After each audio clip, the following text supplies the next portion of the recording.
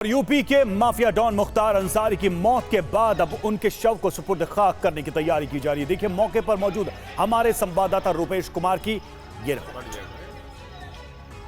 ये भी तैयारी चल रही है। आप देखें उनको सुपुर्द खाक करने की तैयारी, यहाँ पर कब्र खोदा जा रहा है और यहाँ पर उनको सुपुर्द खाक किया जाएगा। मंजिल यहीं पर मिट्टी दी जाएगी उन्हें। लेकिन फिलहाल ये इंतज़ार हो रहा है कि पोस्टमार्टम के बाद से किस तरह से वक्त लगेगा। 5 से 6 घंटे का वक्त लगेगा। उसके बाद वो यहाँ पहुँचेंगे गाजीपुर के मोहम्मदाबाद। लेकिन इस बीच में उनके जो बड़े बेटे हैं अब्बास अंसारी, उनके लिए भी पैरोल की अपील की गई है। अगर उन्हें पैरोल मिलता है तो उन्हें भी आने में कम से कम 9 से 10 घंटे का वक्त यहाँ गाजीपुर पहुँचने में लगेगा। तो ये इंतज़ार किया जाएगा कि बड़ा बेटा भी यहाँ पहुँच जाए, क्योंकि छोटे बेटे उमर अंसारी जो बांदा में मौजूद हैं उन्हीं को सुपुर्द किया और उसके बाद से वो शव को लेकर के यहाँ पहुँचेंगे, जहाँ ना सिर्फ उनके घर पे यानी कि गाजीपुर के जो मोहम्मदाबाद में जो उनका पैतृक आवास है, ना सिर्फ वहाँ पर लोगों का हुजूम है, बल्कि यहाँ पर भी आप देखें तो यहाँ भी बड़ी संख्या में लोग यहाँ पे इकट्ठे हो गए हैं, क्योंकि मिट्टी यहीं दी जानी है, मंजिल यहीं होनी है। उनको यहाँ सुपुर्द खाक किया जाएगा, लिहाजा यहाँ कब्र खोदा जा रहा है और लोग ये इंतज़ार कर रहे हैं कि कब उनका शव यहाँ पे पहुँचेगा और आगे वो उनकी मंजिल में शरीक हो सकेंगे। तो देखिए एक तरफ फ्यूनरल की तैयारियां की जा रही हैं, मुख्तार अंसारी के शव को गाजीपुर लाया जाएगा और उसके लिए भी प्रशासन की तरफ से विशेष इंतजाम किए गए हैं। कई गाड़ियों का काफिला होगा और तमाम तरह के एहतियात प्रशासन की तरफ से भी बढ़ते जा रहे हैं। कल ही रात इस मामले में सीएम योगी आदित्यनाथ ने यूपी के तमाम आला पुलिस अधिकारियों के साथ एक मीटिंग की थी, जिसमें डीजीपी प्रशांत कुमार मौजूद थे, अमिताभ यश थे जो कि एडीजी लॉ एंड ऑर्डर हैं, और तमाम अधिकारियों को यह निर्देश दिए गए हैं सीएम योगी आदित्यनाथ की तरफ से भी कि इस मामले को बहुत संवेदनशीलता से लें और कहीं भी किसी तरह भी माहौल खराब नहीं होना चाहिए, कोई अप्रिय घटना नहीं होनी चाहिए। मुख्तार अंसारी के पैतृक घर फाटक के इलाके में हर गली में पुलिस ने सुरक्षा के पुख्ता इंतजाम किए हुए हैं। हमारे संवाददाता रुपेश कुमार की एक और रिपोर्ट देखिए वहीं से। लोग धैर्य रखें, सब्र रखें, शांति बनाए रखें। टीवी 9 भारतवर्ष से बातचीत करते हुए मुख्तार अंसारी के बड़े भाई साहब सिबतुल्लाह अंसारी ने ये कहा कि लोग सब्र बनाए रखें और कोई यहाँ खामखा प्रशासन खामखा डरा हुआ है और इतनी सुरक्षा और एहतियातन इतने कदम उठाए जा रहे हैं। देखिए इतनी बड़ी संख्या में, अगर आप यहाँ से लेकर के पीछे तक देखें तो कितनी बड़ी संख्या में सुरक्षा के इंतजाम किए गए हैं। और ये जो मोहम्मदाबाद है, मोहम्मदाबाद की हर गली में या ये जो फाटक है, यहाँ पर पुख्ता इंतजाम किए गए हैं एहतियातन। आज शुक्रवार भी है, जुम्मे की नमाज भी है, लेकिन टीवी 9 भारतवर्ष से ये के माध्यम से लोगों से ये अपील की है, मुख्तार अंसारी के समर्थकों से भी, उनके चाहने वालों से भी जो बड़ी संख्या में यहाँ पर इकट्ठे हो गए थे, और उनसे ये कहा कि ना तो वो धरना देने जा रहे हैं, ना वो प्रदर्शन करने जा रहे हैं और ना ही वो किसी तरह का विरोध करने जा रहे हैं। अल्लाह को जो मंजूर था वही हुआ है। उनका भाई मुख्तार अंसारी शेर की तरह जिया है और शेर की तरह ही मर गया। अल्लाह सबका हिसाब करेगा, लेकिन लोगों से सब्र, धैर्य और शांति बनाए रखने की अपील की है। लेकिन दूसरी तरफ प्रशासन ने एहतियातन सुरक्षा के इंतज़ाम भी किए हैं और लगातार सुबह से ही, या यूं कहें कि देर रात से ही, हर गली में, चौक चौराहे या पुलिस को अलर्ट रखा गया है।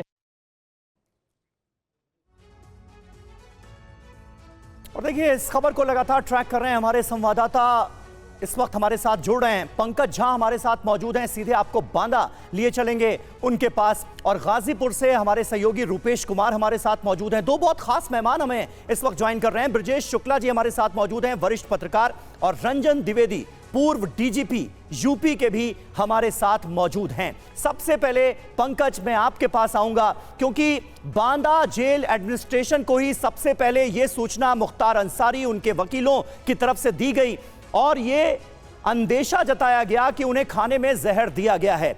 इस कंप्लेंट को प्रशासन की तरफ से, जेल एडमिनिस्ट्रेशन की तरफ से कैसे लिया गया, क्योंकि आज वही सबसे बड़ा सवाल जो है वो सामने आ रहा है और तमाम राजनीतिक दल भी इस सवाल को उठा रहे हैं। जवाब देने की कोशिश कैसे होगी इसकी अब मुख्तार अंसारी की मौत के बाद?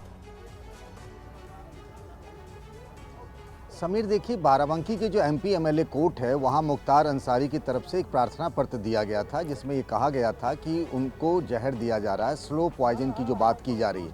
उसमें घटना का भी जिक्र किया गया कि 40 दिन पहले कुछ ऐसी घटना हुई थी जिसमें 3 बंदी रक्षक बीमार पड़ गए थे और उनका अस्पताल में भी इलाज हुआ था। अब हम बात करते हैं कि बीते सोमवार की देर रात को भी मुख्तार अंसारी को जब कॉन्स्टिपेशन यानी कब्जियत की शिकायत हुई थी तब उसे इसी मेडिकल कॉलेज में यानी रानी दुर्गावती मेडिकल कॉलेज अस्पताल में भर्ती कराया गया था। उसके बाद खुद अफजाल अंसारी बीते मंगलवार को उसे देखने आए थे और तब अफजाल अंसारी ने यही मीडिया के सामने अपना बयान दिया था कि मैं पूरी कार्रवाई से और जो उपचार हुआ है उससे संतुष्ट हूं और जो पैथोलॉजिकल रिपोर्ट हम लोगों से साझा किया गया था उसमें अगर एसजीपीटी को अगर देख लें पैरामीटर को तो सारे पैरामीटर जो हैं वो मुख्तार अंसारी के नॉर्मल थे। इसीलिए ये जो आरोप है वो उसी दिन खुद अफजाल अंसारी ने बाद में उसको खारिज कर दिया था। लेकिन जब जिस तरीके से मुख्तार अंसारी का निधन हुआ हार्ट अटैक के बाद, उसके बाद से परिवार, उनके लोग और उनके वकीलों की तरफ से फिर ये आशंका जताई जा रही है कि ये मौत जो है वो सामान्य मौत नहीं है और उनको एक साजिश के तहत मारा गया है। ये परिवार का आरोप है। और देखिए, इसमें जो कस्टोडियल डेथ हुआ है तो उसकी एक मजिस्ट्रेट से, जुडिशियल मजिस्ट्रेट से जांच कराई जाएगी। और इस बीच में जो विपक्ष के कई नेताओं ने मांग की है कि न्यायिक जांच की मांग की है। अभी मैंने देखा अखिलेश यादव ने जो सोशल मीडिया पर लिखा है कि सुप्रीम कोर्ट के किसी जज से भी इसकी जांच कराई जाएगी। इस बारे में सरकार यानी यूपी सरकार ने कोई फैसला नहीं लिया है। बिल्कुल। और देखिए, हमारे साथ उत्तर प्रदेश के पूर्व डीजीपी रंजन द्विवेदी भी जुड़े हुए हैं। द्विवेदी सर, अब पुलिस के सामने, खासकर जेल प्रशासन के सामने सबसे बड़ा चैलेंज क्या है? क्योंकि एलिगेशन सिर्फ परिवार की तरफ से नहीं, बल्कि अब तो कई तरह के रिएक्शन आ रहे हैं जो पॉलिटिकल लीडर्स या पार्टियों की तरफ से हैं। तो ये क्या थोड़ी सी कॉम्प्लेक्स सिचुएशन बन गई है अब एडमिनिस्ट्रेशन के लिए? देखिए, मैं स्पष्ट कर दूं आपको कि इस सिचुएशन में कोई कॉम्प्लेक्सिटी नहीं है जी। बदमाश हर वक्त जो है पेशबंदी में तमाम तरह के आरोप लगाता रहता है। जब पकड़ा नहीं जाता है तो लिखता है कि साहब हमको पुलिस पकड़ना चाह रही है, इनकाउंटर करना चाह रही है और मार देगी, हाँ दबिश पड़ी। ये तो ये एक पेशबंदी होती है और ये जहर देने की बात जो है ये भी पेशबंदी के तहत ही की गई कि साहब, और हम ग्राउंड बनाए किस तरह से जो है मुख्तार अंसारी को हम बेल पे ले आए। देखिए, मुख्तार जो है, अब मैं बताऊं आपको, मैं डीआईजी रेंज था बनारस में जी। और रुंगटा कांड जब उसका पर्दाफाश किया, हमने इसको अरेस्ट के लिए पार्टी भेजी तो इसने हाई कोर्ट में रिट कर दी कि साहब ये हमको मिले अरली बाजार में, बड़ा मारा पीटा हमको और धमकी दी कि जान से मार देंगे, तुम्हारा इनकाउंटर कर देंगे। सब एकदम फर्जी, मुलाकात हुई नहीं थी। तो ये बदमाशों का एक रवैया है कि इस तरह से पेशबंदी में जो है आरोप लगाते रहो पुलिस के ऊपर। अब जहां तक ये जहर देने की बात है, कैसे बड़ा है, क्या है, तो आप समझिए कि ये आदमी इतने दिन से जेल में था, ये स्वच्छंद रहने का आदी था, निरंकुश था, और अब जाकर के इस पे शिकंजा कसा गया, गवाहियां हुई, सजाएं हुई और इतने साल से जेल में है। और इसकी पत्नी भी जो है वो भी जो है इस समय कहीं छुपी हुई है और तमाम परेशानी में होगी तो उसका भी टेंशन होगा। इस प्रकार का स्ट्रेस और टेंशन अगर आदमी पर रहे तो ये संभावना पूर्ण है कि आदमी को हार्ट अटैक की प्रॉब्लम हो सकती है। और देखिए, सरकार की जिम्मेदारी है और पुलिस की जिम्मेदारी है कि जो भी सत्य है उसके हिसाब से कार्रवाई करे और उसके तहत 3 मेंबर्स का एक पोस्टमार्टम बोर्ड बैठा दिया गया।